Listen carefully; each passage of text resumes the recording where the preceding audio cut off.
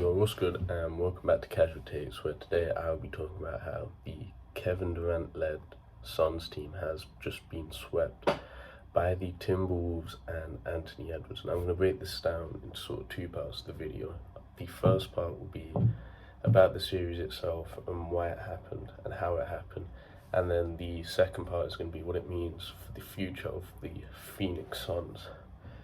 Now, to get into the first part, how it happened on the court, and I've split it down into 5 parts. So we're going to start off with point number 1. The Timberwolves' defense is just legit. Rudy Gobert, obviously, we all know, is a DPOY level player and is probably going to win the Defensive Player of the Year again this year. But he's really been helped by players such as Anthony Edwards, Jaden McDaniels, Nick Alexander-Walker, and Kyle Anderson or Slow-Mo to really put the heat on that Suns offense and really limit them. I mean, the Suns were held below 100 points twice, which is, for a playoff game in this modern era of offensive NBA, is extremely impressive. And it just goes to show that Rudy Gobert can be a positive, impactful player in the playoffs, which he's shown again this year. Now, the second point, and I feel like this is really good news for the NBA and a really good sign forward, is that Anthony Edwards is just that guy. He's him. He did it on both sides, really locked up Suns offensive players, and then on the other side averaged 31, 8 and 6 to really sort of cement himself as a future superstar and future face of the league, and brings Timberwolves their first playoff series win since he was 2 years old. And secondly, and sort of a side point to that, I think it showed that Karl Anthony Towns, or Cat, can play decently in the playoffs now. He wasn't as good as Ant, but he was a very competent number 2 option on offense, and I think that really helped them. Now, on to point number 3, Chris Finch has completely outcoached Frank Vogel in here. Now, I don't know whether it's because Frank Vogel couldn't get his team on side, get them motivated. He had a similar problem with the Lakers maybe, but now it's 2 jobs where he's sort of disappointed and been below expectations, and Chris Finch really took advantage of it on both ends. I think the Suns played way too much ISO ball, there wasn't enough ball movement, and the Timberwolves really capitalised on that, to be honest with you. And I hope Chris Finch is okay, because he seemed to go down with an injury in Game 7, but it was pretty impressive coaching from him, and I think his first ever playoff series win as well. Now, on to point 4, and sort of more onto the bad stuff the Suns have done. Devin Booker and Bradley Beal were not there to help out Kevin Durant.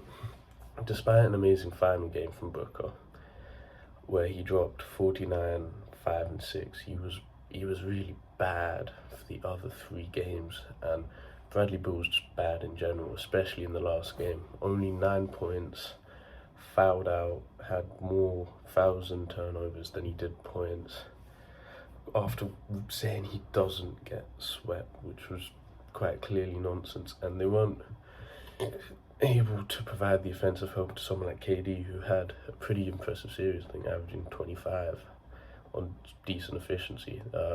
They were just completely locked up by the Wolves' perimeter defense, their interior defense. And again, that's a credit to the Timberwolves' offensive defensive game. But with the players on as much as Bradley Beal and Devin Booker are, you would be expecting more. And then the 5th and final point why the Suns really struggled was it's a very poorly constructed roster. Now, if you go look at both rosters, I think one of the main differences on offensive capability and ball movement was the lack of point guard for the Suns.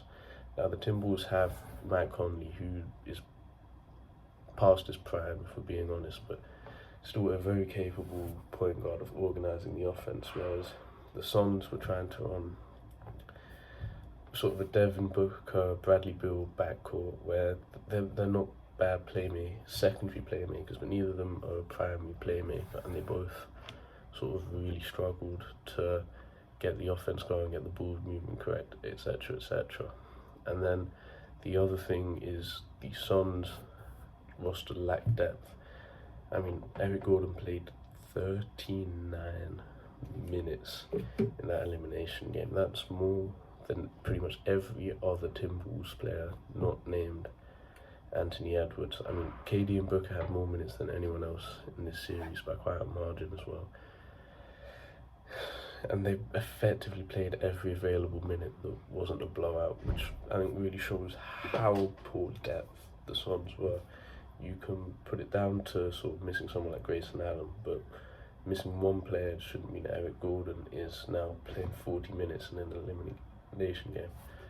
Okay, and now on to part 2. What does it mean for the Suns? Kevin Durant, Devin Booker, and Bradley Beal especially. Now, what it means for the Suns for the future is they've stuck with a lot of players and not very easy ways to shift them. Bradley Beal has 2 more years on a max where he'll be earning over $100 million over the next 2 seasons, which for the level of performances he's put out this season and in the playoffs is a complete robbery on his part.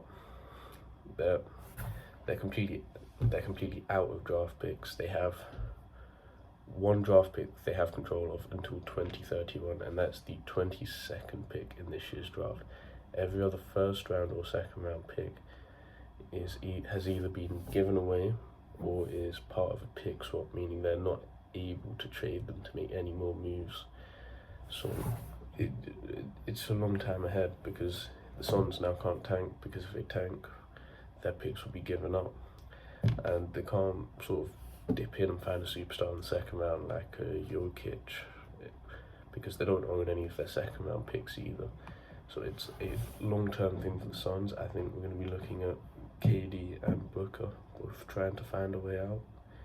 Maybe the Suns recoup some picks for that. Maybe a couple of players try and construct a roster better. But I think their best hope for the future is they hit the jackpot in this draft.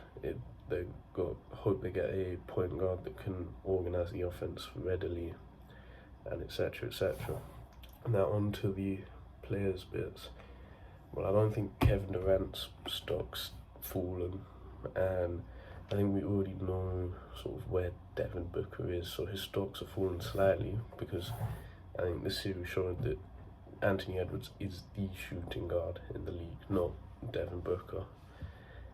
It hasn't hurt him majorly, because we already knew what type of player Devin Booker was. When the lights are brightest, he tends to hide in elimination games generally, with obviously this exceptional game excluded.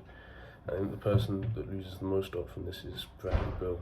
Everybody was sort of assuming he'd be scoring 20, 25 a game as the third option with the third best player guarding, but he's shown the injuries have gotten to him. He's maybe a little bit washed. I don't think he's someone teams are looking at anymore as sort of the push him over the edge. I think he used to be in that Levine DeRozan category where people thought as a third option he would push that team over the edge, but I think he's taken a hit. He might be looked at the way Jordan Poole's looked at in a couple of seasons. This series was that bad for him. Anyway, guys, let me know what you think. Let me know what you think this means for the Suns, the Timberwolves, the players, Anthony Edwards, Devin Booker, etc. And I will catch you in the next one. Peace.